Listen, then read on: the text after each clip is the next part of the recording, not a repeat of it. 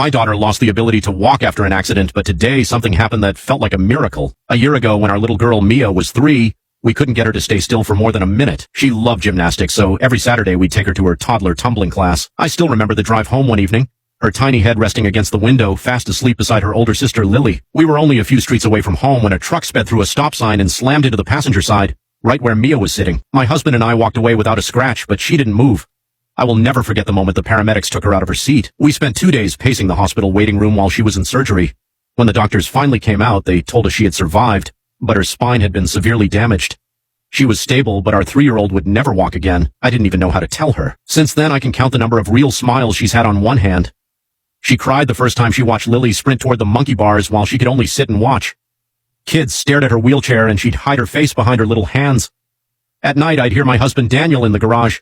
I thought he just needed space to process everything, until I realized he'd been building something in secret.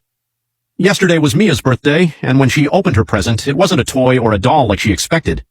It was the project Daniel had been working on for months, a custom-made motorized mini walker cart, designed just for her, with her name printed in bright colors and tiny lights wrapped around the handles. For the first time since the accident, she burst into laughter. She spent the whole afternoon moving around the backyard with Lily, chasing bubbles and spinning in circles. And for a little while, she wasn't the girl in the wheelchair. She just got to be a kid again.